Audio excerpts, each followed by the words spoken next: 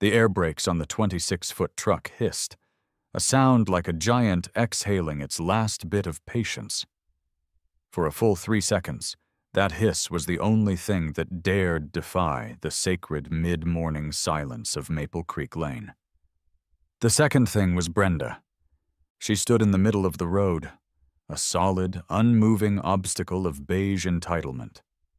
Dressed in tennis whites so crisp they could have been forged by elves, a visor perched on her perfectly coiffed hair. She held a clipboard against her chest like a riot shield. She wasn't just a person. She was a human stop sign, a physical manifestation of a strongly worded email. "Ma'am, I just need to back into the driveway." The truck driver, a kid named Leo, who looked barely old enough to shave, pleaded from his window. His face was a canvas of unadulterated confusion. He'd probably been expecting a simple drop-off, not a suburban standoff. Brenda adjusted her stance, planting her white sneakers on the asphalt as if claiming new territory. "This is a commercial vehicle exceeding the gross vehicle weight limit of 3 tons, as stipulated in Bylaw 74, subsection C, paragraph 2 of the Maple Creek Homeowners Association covenants," she declared, her voice carrying the clear, sharp tone of someone who has practiced this exact sentence in the mirror. "I am Brenda, the HOA president. This vehicle will go no further." From my driveway, I let out a low whistle. A bylaw citation, complete with subsection and paragraph. That was impressive, in the way a meticulously constructed house of cards is impressive right before you blow it over. Let me back up. My name is Jack. 3 months ago, I was a senior product manager for a soul-sucking tech firm, spending my days in meetings about energizing our vertical deliverables. Then came the inevitable, or structuring. And I walked away with a severance package and a profound desire to never use the word's energy again. So, what's a guy with too much time and a bit of cash to do? I decided to do something real.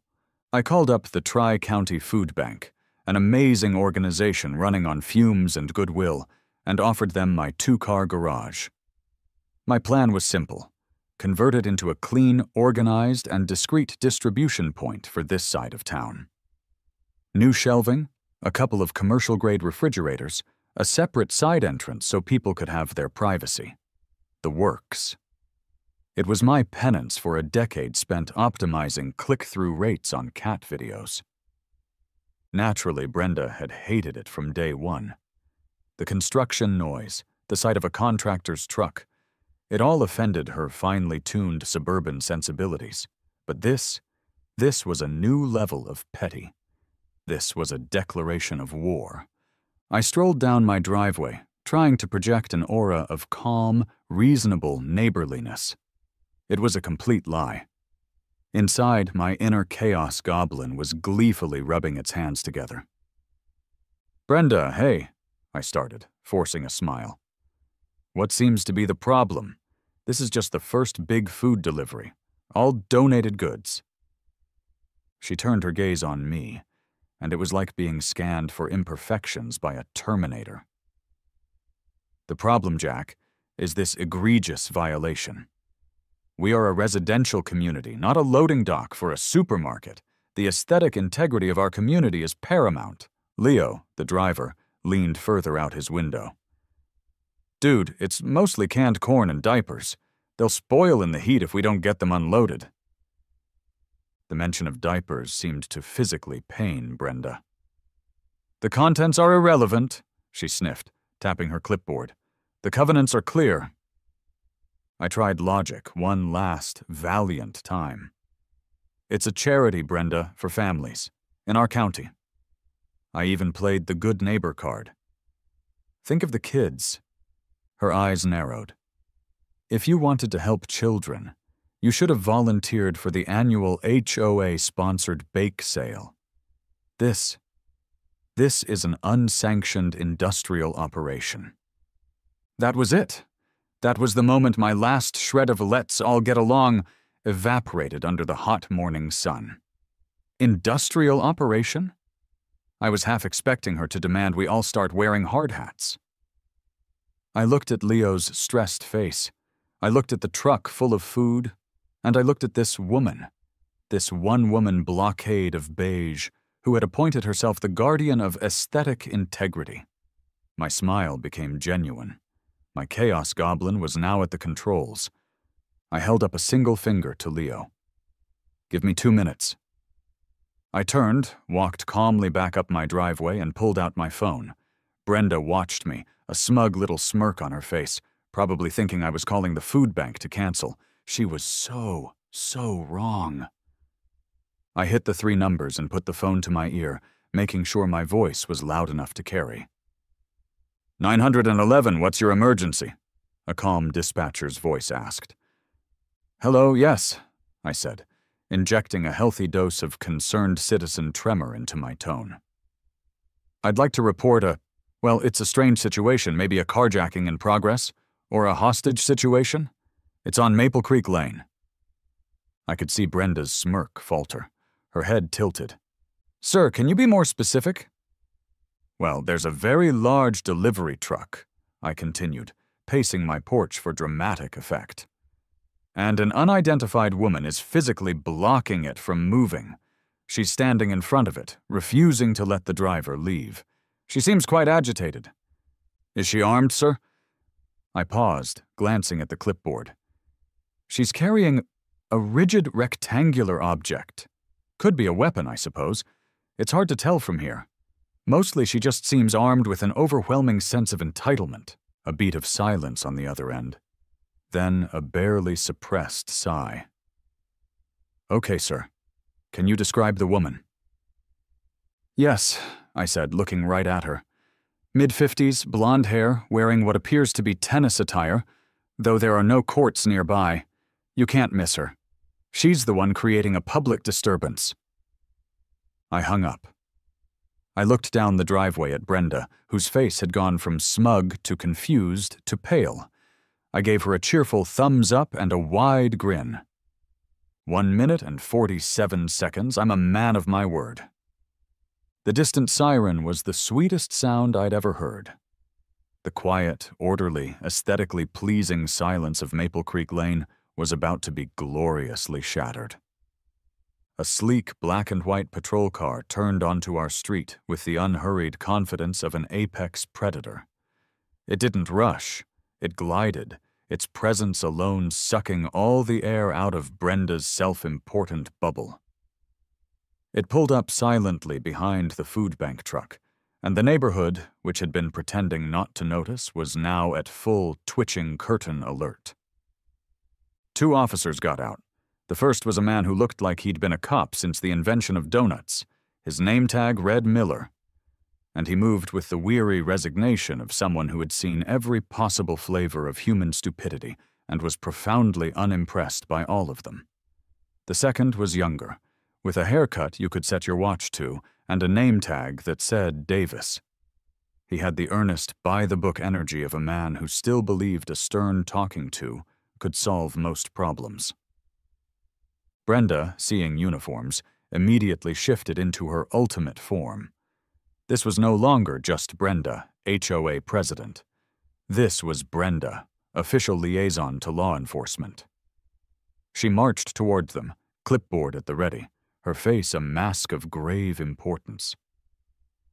"Officers, thank goodness you're here," she began, her voice dripping with counterfeit relief.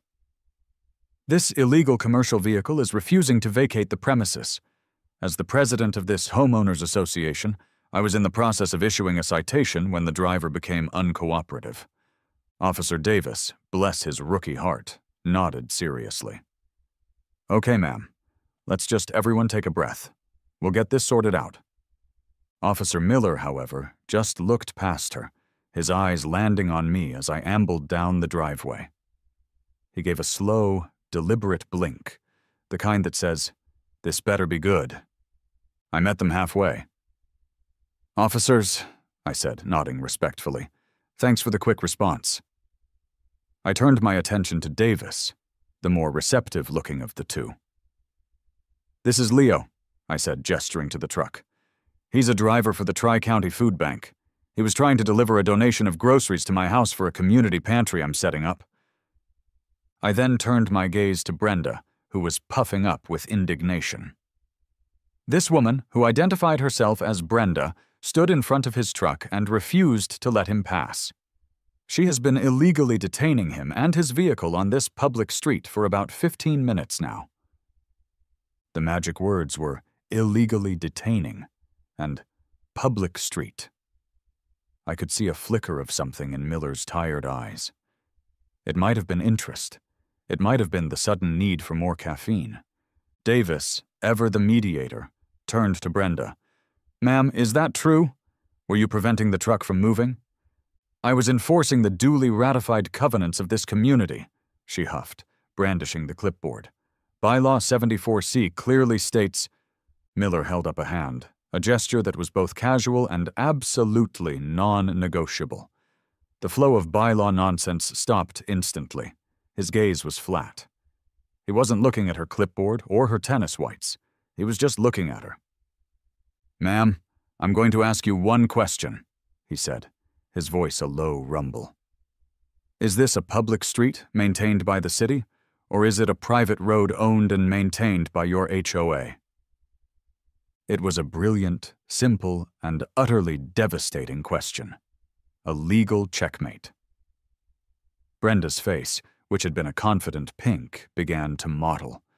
Her mouth opened and closed a few times, like a fish trying to understand astrophysics. "Well, it's a public street," she finally stammered. "But the HOA is responsible for maintaining the aesthetic." "That's all I needed to hear," Miller cut her off, his voice devoid of any emotion. He turned to her, and for the first time, his expression sharpened. "That means you are a civilian standing in the middle of a public road, obstructing the free flow of traffic. You are also interfering with the lawful operation of this vehicle. Step onto the sidewalk, now." Brenda was gobsmacked. This wasn't in her script. The police were supposed to be her muscle, her enforcers. They weren't supposed to know actual laws. "But the bylaws!" she squawked, her voice cracking. "Your bylaws don't supersede state and city law," Miller said with a sigh that could power a small windmill.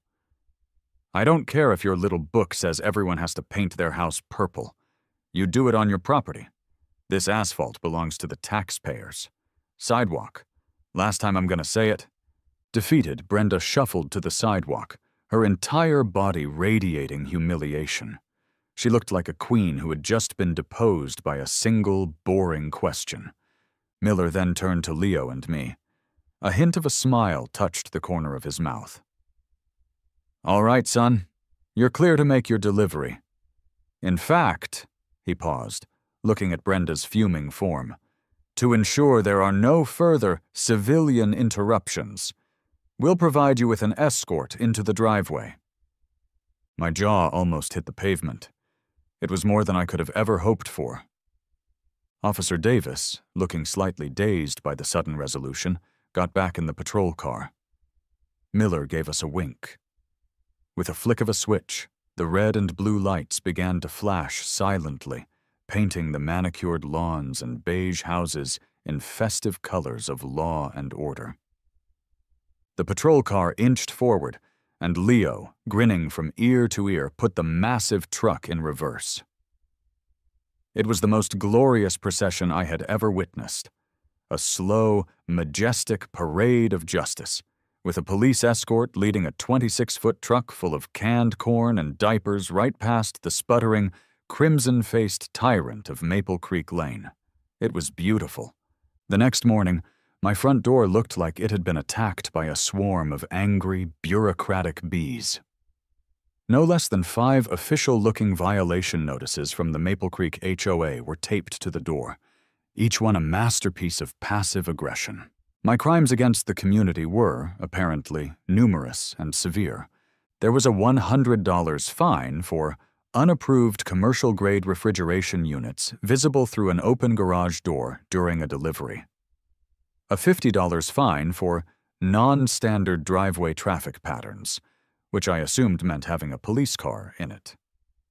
Another $100 for creating a public nuisance, with my 911 call helpfully cited as the offending act, and the grand finale, a formal cease and desist order demanding that my contractor, Gus, halt all work immediately pending a full project review by the Architectural Review Committee, which consisted of Brenda and 2 women who looked like her clones.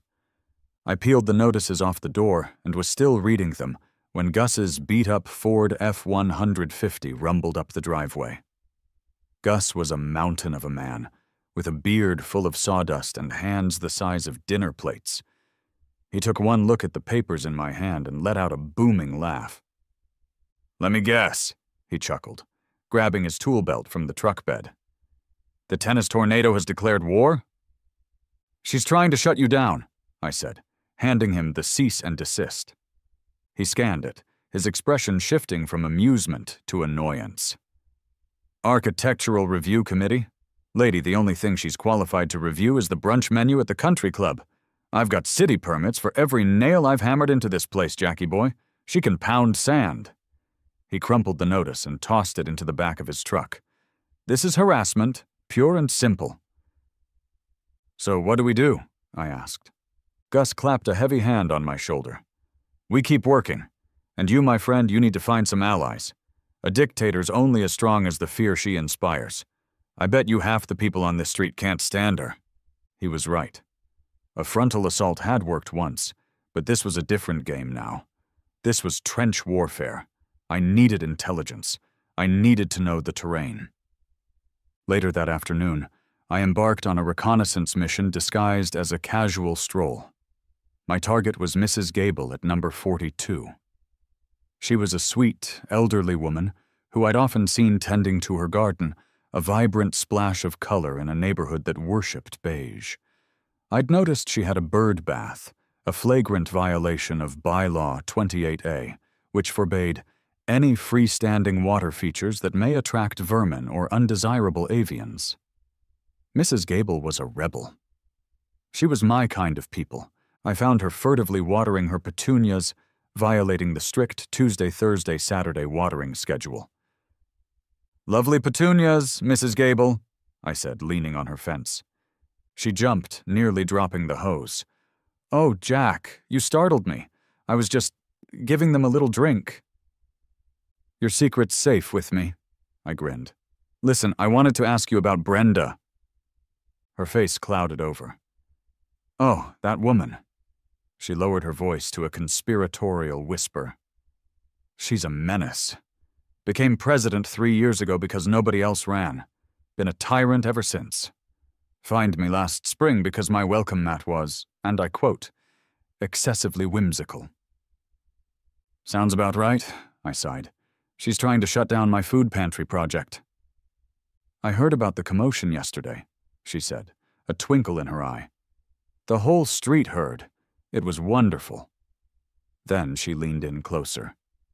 "You want to know something about Brenda? Her big, beautiful back deck?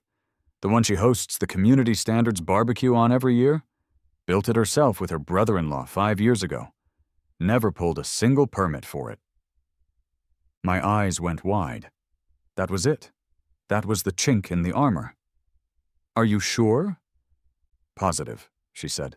"My husband, God rest his soul, was a stickler for that sort of thing. He checked. Brenda thinks the rules are for everyone else." I thanked her profusely and walked home, a new spring in my step. Gus was right. Brenda's power was built on fear. It was time to show her what happened when someone wasn't afraid. To cap it all off, I called Sarah, my contact at the food bank, and gave her a rundown. "Oh, honey, you've got an HOA Karen," she said with a weary laugh. "We've dealt with them before. They hate anything that suggests the world isn't perfect. Don't you worry. We have a list of pro bono lawyers who love getting under their skin. You just tell us what you need. Those families are counting on you." The battle lines were drawn. Team Jack now consisted of a laid-off techie, a gruff contractor, a rebellious old lady with a grudge, and the full moral support of the county's hungry. Against us stood Brenda and her sacred book of bylaws. It wasn't a fair fight. For her. Brenda's next move was predictable. A few days later, a crisp, official-looking letter from the city planning department arrived. It was a notice of citizen complaint regarding my property. According to a concerned resident, I was undertaking major structural changes without the proper permits, potentially endangering the entire neighborhood's foundation. It was so dramatic it was almost poetic. Gus read it over my shoulder, chewing on an unlit cigarillo. Endangering the foundation? What's she think we're doing in there? Installing a secret missile silo? This is ridiculous. It's also official, I said. We have to respond. Oh, we'll do more than respond, Gus said with a grin that was equal parts mischief and menace. We're going on a field trip. And bring donuts. The good kind. The next morning, we walked into the Lion's Den, the city planning office. It was a symphony of beige walls, humming fluorescent lights, and the quiet despair of people waiting in line. We, however, had a secret weapon. A dozen maple bacon donuts from the fancy bakery downtown. We found the front counter, presided over by a woman named Marlene, whose expression suggested she had personally witnessed the fall of Rome and had not been impressed. Her nameplate was framed by pictures of angry-looking cats. "We're here about a complaint filed against 38 Maple Creek Lane," I said, placing the box of donuts on the counter like a diplomatic offering. "We brought snacks for the hard-working public servants." Marlene's eyes flickered to the box, then back to us. A single eyebrow arched. "Let me see the notice." I handed it over. She read the address, and a look of profound recognition dawned on her face. She let out a sigh that seemed to come from the very depths of her soul. "Brenda," she said, not as a question, but as a weary statement of fact. "She files a complaint about someone on that street at least once a month. Last time it was about the color of someone's mailbox flag. Said it wasn't a federally approved shade of red." "That's our girl," Gus rumbled. "Look, Marlene, we've got every permit in order. Signed, sealed, delivered." He slid our pristine folder across the counter. Marlene opened it and spent a few minutes flipping through the pages, her expression softening with every stamped and approved document. "Yep," she said, closing the folder. "You're clean. I'll officially dismiss this complaint. You won't hear another word about it from us." We thanked her, but as we turned to leave, Gus paused. He leaned back toward the counter, a sly look on his face.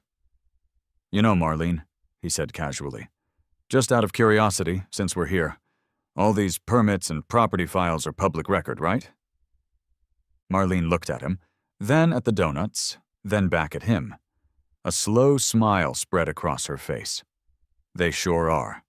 What address are you interested in?" "Let's have a look at 24 Maple Creek Lane," Gus said. Brenda's house. A few clicks of the keyboard and a low hum from a printer later, Marlene handed us a thin folder. We opened it right there at the counter. It contained the original building permits from 1998 and one for a roof replacement in 2015. And that was it. "Well, look at that," Gus said, his voice booming through the quiet office. "No permit on file for a 200-square-foot multi-level redwood deck with integrated lighting and a gas line hookup for a barbecue. Funny that." Marlene's smile was now a full-blown grin. "That is funny. You know, citizen complaints are a vital part of ensuring community safety. There are forms for that right over there." She gestured with her pen to a rack on the wall. 5 minutes later, Gus had filled out a formal, detailed, and completely anonymous complaint regarding a potentially unsafe, unpermitted structure at Brenda's address. We walked out of that building into the sunshine, victors of a battle Brenda didn't even know she was fighting. But I wasn't done. Fighting her on the legal front was one thing. Fighting her on the psychological front was another. It was time for Operation Malicious Compliance. That weekend, I requested a full digital copy of the HOA covenants and bylaws. It arrived as a 312-page PDF file, a document so dense with legalese and petty restrictions that reading it was like wading through lukewarm oatmeal. But I persevered, fueled by coffee and spite. I read every word, highlighting contradictions, ambiguities, and the most laughably specific rules I could find. Then, the campaign began. My first email to the official HOA board inbox, which I knew went directly to Brenda, was simple. Subject: Formal request for approval. Garden Gnome, Lot 38. Dear HOA Architectural Review Committee, pursuant to Bylaw 112D, which requires approval for all lawn ornaments, I would like to formally request permission to install 1-1 Garden Gnome. Please find attached the gnome's specifications, Model G300 Norman, including height, weight, and a full color palette analysis. He will be placed 3.7 feet from the front walkway, in compliance with the 3-foot setback rule. I await your timely approval. Next came the trash can inquiry. Subject: Urgent clarification needed. RE Bylaw 45B. Waste receptacles. Dear Board, I am writing to request an urgent clarification. Bylaw 45B states that all waste receptacles must be of a natural earth tone. However, my receptacle, provided by the city, is composed of a dark green plastic body, Pantone 5535C, and a black plastic lid, Pantone Black 6C. Is the earth tone requirement applicable to the body, the lid, or the unit as a whole? Furthermore, Bylaw 98F states all city-provided items are automatically approved, which seems to contradict 45B. Please advise on how to proceed, as trash day is Wednesday, and I do not wish to be in violation. I measured my lawn with a ruler and sent her a photo with a timestamp as proof it was within the 2 to 4 inch mandate. I submitted a formal request to park my own car in my own driveway for more than 24 hours while I was washing and waxing it. I filled out a 20-question community feedback form I found buried on the HOA website, with each answer being a subtly sarcastic critique of her leadership. It was a digital paper-cut campaign designed to bury her in the very bureaucracy she weaponized against others. Her replies, at first formal and dismissive, grew shorter, more frantic. Typos began to appear. I knew it was working when I received a one-sentence, all-caps response to my gnome inquiry. For the last time, Jack, the gnome is fine, just leave me alone. Norman the gnome was placed on my lawn that afternoon. He was a small ceramic symbol of a much larger victory. The garage was finally ready. The shelves were stocked, the refrigerators hummed quietly, and the new side door was installed. It was time. Time for the grand opening, and, more importantly, time to end this war. I called Sarah at the food bank. Sarah, it's Jack. I need a favor. I need you to send me the biggest truck you've got. I'm talking about a full 53-foot semi-trailer, and I need you to fill it with everything you can spare. We're doing a holiday donation drive. There was a pause on the line, then a delighted laugh. Oh, I like you, Jack. You want to make a statement? I want to make it impossible to ignore, I said. With the delivery scheduled, it was time to lay the trap. I didn't want a repeat of last time. I wanted to be one step ahead. I called the police non-emergency line. Hi there, I said, using my most pleasant and responsible citizen voice. My name is Jack Bennett at 38 Maple Creek Lane. I'm just calling to give a friendly heads up. My community volunteer group is hosting a large charity event on Saturday morning. We're expecting a very large delivery truck from the food bank. I paused, letting that sink in. Now, we had a bit of an issue with a previous delivery. A local resident, I believe her name is Brenda, has a history of aggressively obstructing vehicles and creating a public disturbance. Officer Miller might remember the incident. We're just a little concerned for everyone's safety and want to make sure things go smoothly. We've got a lot of families counting on this. I wasn't asking them to do anything. I was just painting a picture, filing a preemptive report. I was a concerned citizen trying to prevent a problem. The dispatcher was incredibly helpful, assuring me she'd put a note on the patrol schedule to have a car swing by the area on Saturday morning, just to keep an eye on things. Perfect. The final piece of the puzzle was the invitation. I designed a cheerful, friendly flyer on my computer. You're invited. Maple Creek Community Pantry Grand Opening and Holiday Donation Drive. Join us this Saturday at 10 a.m. at 38 Maple Creek Lane. Help us welcome a special delivery from the Tri-County Food Bank and stock our shelves for families in need. I printed 100 of them. Then, under the cover of darkness, I walked the neighborhood and placed one on every single doorstep, including Brenda's. I tucked it right into the handle of her screen door. It wasn't just an invitation. It was a challenge, a dare. And I knew, with every fiber of my being, it was one she wouldn't be able to resist. The board was set. The pieces were in motion. All she had to do was walk into my checkmate. Saturday morning dawned bright and clear. The kind of perfect suburban day that Brenda probably thought she had personally willed into existence. By 9:45 a.m., the street was quiet, but it was a tense quiet. I could see curtains twitching in half a dozen houses. My neighbors were ready for the show. So was I. At precisely 10 a.m., it appeared. It was bigger and more glorious than I had imagined. A massive 53-foot semi-trailer with the Tri-County Food Bank logo emblazoned on the side, turning onto our street like a landlocked battleship. The driver navigated it with expert skill, the hiss of the air brakes announcing its arrival. And just like clockwork, as if summoned by the sound, Brenda appeared. She wasn't alone this time. She had flanked herself with her 2 loyal board members, a pair of grim-faced women I mentally nicknamed Complaint and Infraction.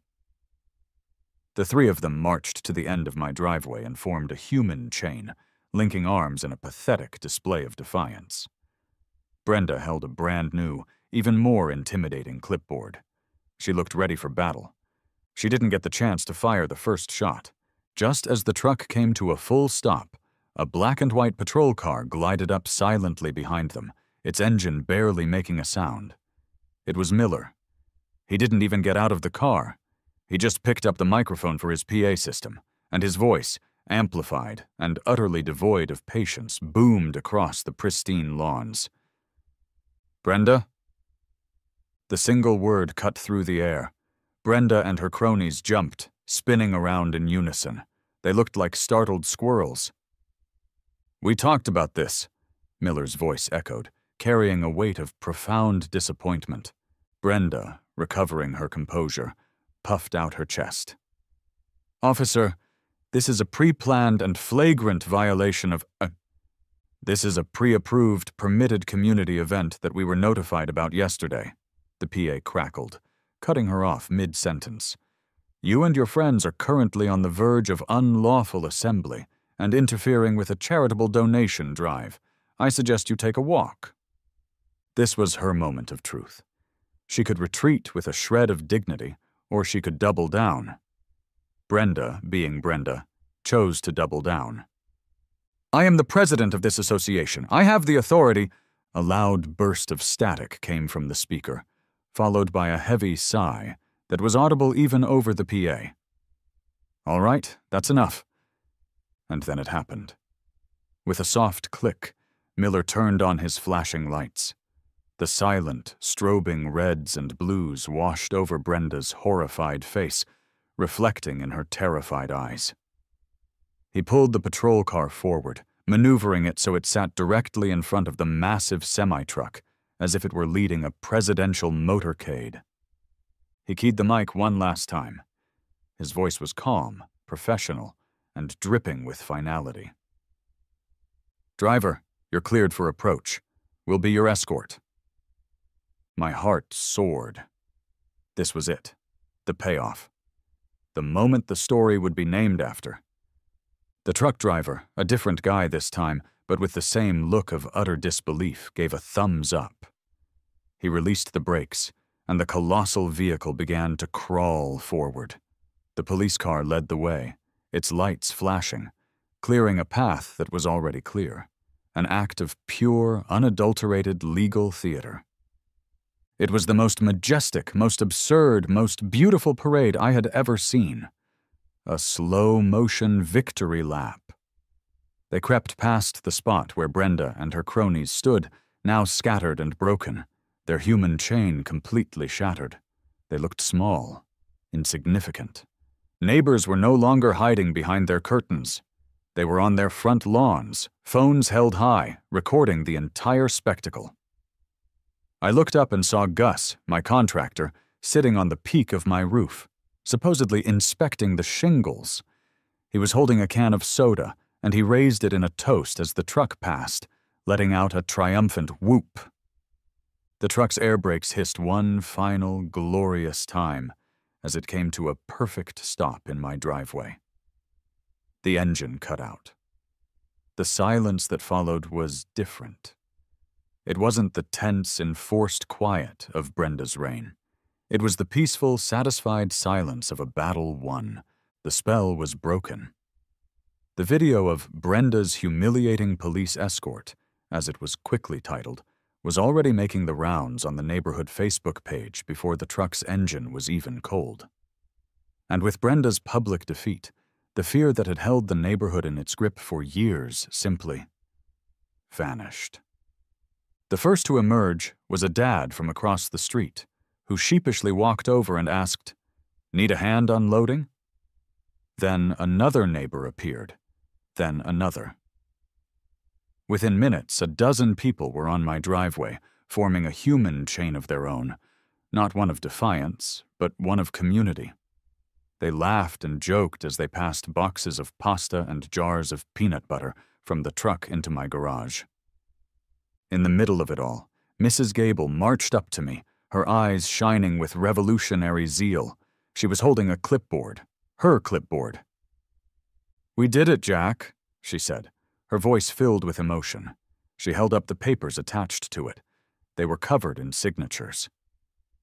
"An emergency HOA meeting has been called for Tuesday night.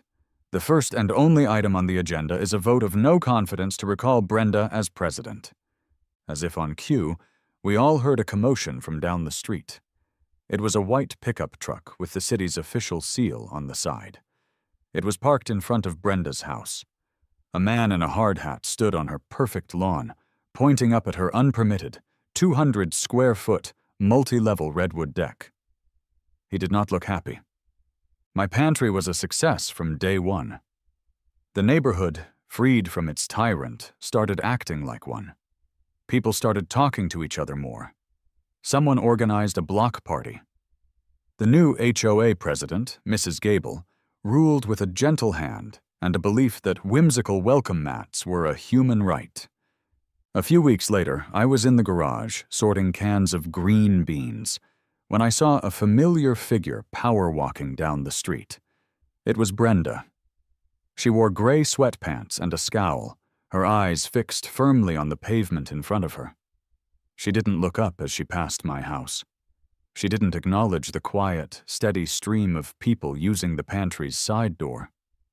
She just kept walking, a ghost in her own neighborhood. I didn't gloat, I didn't cheer, I just watched her go. I hadn't set out to start a revolution. I just wanted to help some people and get a bully off my back. But sometimes it turns out, those two things are one and the same. I finished my work and stepped out into the afternoon sun. I saw Brenda at the far end of the street, about to turn the corner. On a whim, I raised my hand and gave a small, friendly wave. She didn't wave back, but I didn't expect her to. I had already won. We all had.